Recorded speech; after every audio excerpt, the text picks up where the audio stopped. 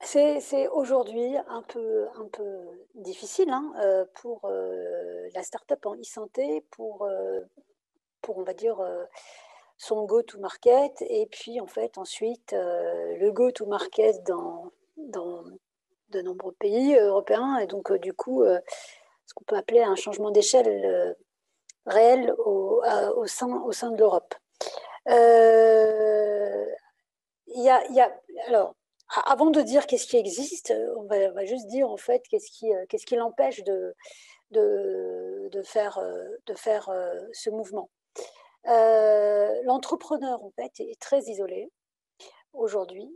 Il travaille en fait beaucoup en sous-marin parce que pour plein de raisons, parce que une société en santé numérique est souvent issue des territoires et pas d'un laboratoire, etc. de recherche, c'est pas en fait de la recherche académique, et donc avec un chemin complètement tracé. Et passer en fait du territoire à l'échelle nationale et ensuite à l'échelle européenne, c'est un travail qui est extrêmement fastidieux. Il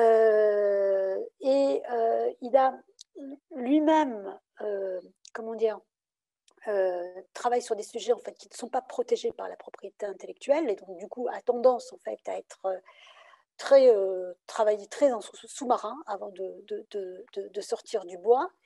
De son côté, en fait, quand on regarde, on fait un zoom sur sa typologie de clients, ce sont des clients en fait qui travaillent beaucoup sur des verticales, sans vision claire en fait de la chaîne de valeur, ce qui par ricochet en fait impacte, on va dire, l'ambition et la force de la proposition de valeur de la société portée par l'entrepreneur.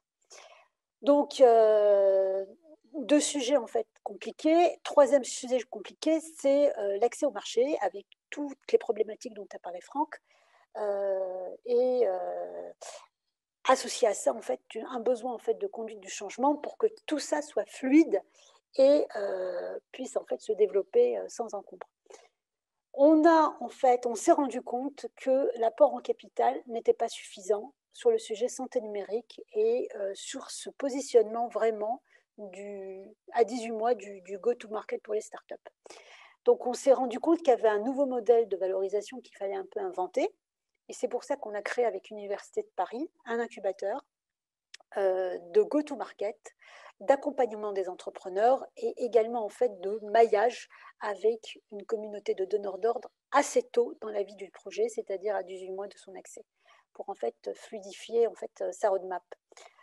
Donc les outils sont évidemment cet incubateur qui lance des appels à projets tous les 6 mois. Il y en a un en fait qui s'arrête ce soir, donc j'invite en fait les entreprises à candidater. Bon, il y en a tous les 6 mois, hein, donc c'est le prochain est dans 6 mois.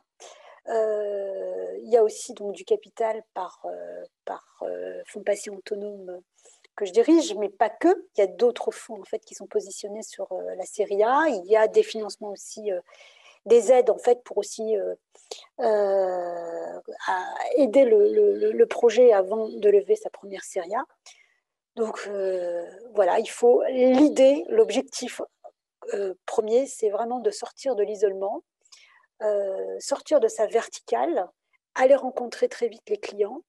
Euh, et la grande problématique du changement d'échelle, ce que disait Rémi, est assez criant en fait, hein, et c'est une particularité probablement française, c'est le silo existe au sein même des établissements de santé, et aussi entre la ville, l'hôpital, entre les régions et Paris. Bref, tout ça fait que pour être fluidifié, il y a besoin en fait, c'est vrai, d'interopérabilité. La DNS est en train de lancer ça, mais pas que, pas que. Il y a besoin en fait de rencontres, comprendre, on va dire vraiment la typologie de ces mondes qui sont cloisonnés,